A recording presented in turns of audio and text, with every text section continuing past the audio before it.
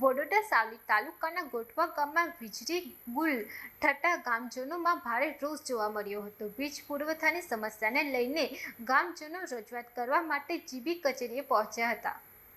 સાવલી તાલુકાના ગોઠડા ગામમાં વારંવાર વીજ પુરવઠો ખોરવાતા રોષે ભરાયેલા ગ્રામજનો જીબી કચેરીએ પહોંચ્યા હતા અને હોબાળો મચાવ્યો હતો। ગ્રામજનોનું કહેવું છે કે લાંબા સમયથી વીજળીની સમસ્યા યથાવત રહેતા ભારે હાલાકીનો સામનો કરવો પડી રહ્યો છે। રજૂઆત કરવા પહોંચેલા ગ્રામજનોને કચેરીમાં કોઈ જવાબદાર અધિકારી હાજર ન મળતા લોકોમાં વધુ રોષ જોવા મળ્યો હતો।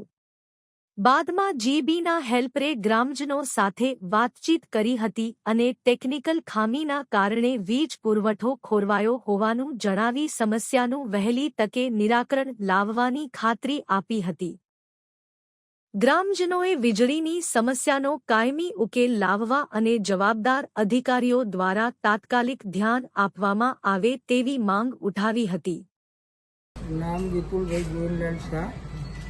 સમસ્યા લાઇટની છે। અત્યારે લાઇટ છે નહીં, 2-3 કલાક થયા એવી વાતને।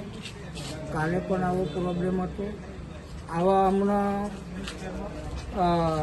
1.5 મહિનાથી આવું થયા કરતું હોય છે।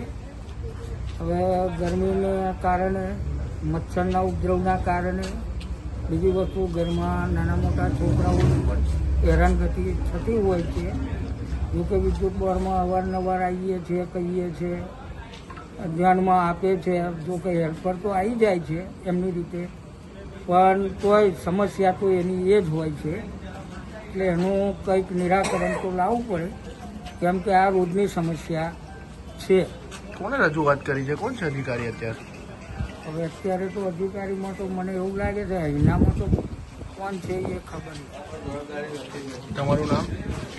મારું નામ વિપુલભાઈ શાહ।